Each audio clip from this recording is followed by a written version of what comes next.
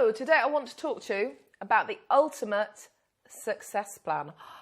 Isn't that a big, bold claim? The ultimate success plan? How can I make such a bold claim? Well, if you stick with me, you will discover that you can apply this plan that I'm about to share with you to pretty much any area of your life. It could be business, it could be something personal, pretty much any goal or endeavor or outcome you have. It could be making more money, it could be spending more time with your kids, it could be running a marathon. I promise you that these 4 steps, when you put them together, they really work. So the steps go like this. The first thing, once you've set your intention, you know what your goal is you have to take action.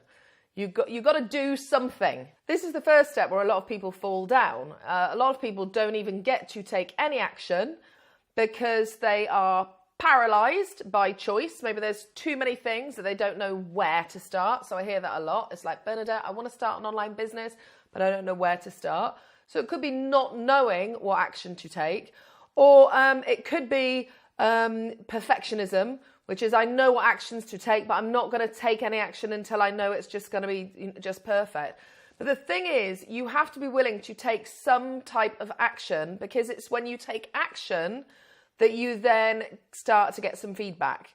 So there is no amount of planning that you can do to compensate for taking that first action. The quote that sums this up for me is the quote that it's easier to turn a ship that's moving in the wrong direction than it is to turn a ship that's not moving at all. Because the moment you start movement, you get momentum. Now, with a project or goal, the great thing that happens is if once you start to take action, you get some results. So you get some feedback.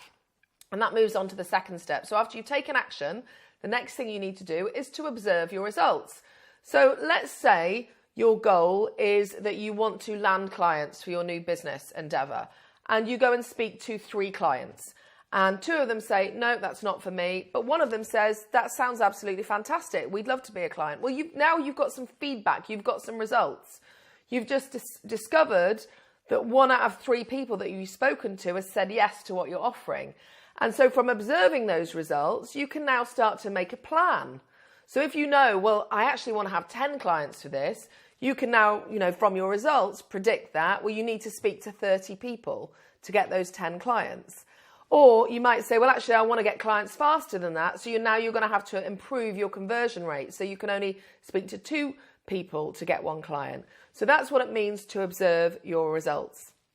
Okay, so the third step in our ultimate success plan is to course correct.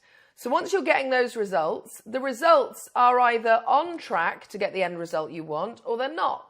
So a good example of this is, let's say you are training to run a marathon, and that you know that in order to reach your marathon goals, you've been handed a plan by experienced marathon runners, and you know that you need to increase your mileage every week from 20 miles a week up to 25. But now you're 4 weeks into this thing, and when you observe your results, you see, hey, I'm not actually getting in the 25 I need to be doing every week. I'm still only at 20. Well, that's when you need to start course correcting. You need to start diving in and going, well, what's stopping me from doing 25 miles a week? Is it down to the scheduling? Do I need to arrange a babysitter to take the kids so I can get out on a Saturday morning? That's what it means to course correct. So you observe your results, and from your results you go, I'm either on course or I'm off course. And that's the moment there where you can course correct. Now, this is a moment where a lot of people say, oh my God, it's not working. And so it's a good time to remind you that if you were to look at the journey of a plane, for example, traveling from London to LA, for most of that journey, the plane is actually off course. The reason that it arrives at its final destination on time is because of the process of course correction. So noticing that you need to course correct is not an indication to abandon your plans altogether or to give up on your goal or your dream. It's actually to notice the feedback and make the adjustments or tweaks that you need to so you can still stay on progress to your goal. And the 4th step, and I would say actually this is probably the most important of all of them. And to me, this is the one that makes the distinction between people who achieve what they want and people who don't. And I wish I could tell you it was something magic or sexy. It is nothing more sexy than keep going. You know, one of my sayings is, it's not over till you say it's over.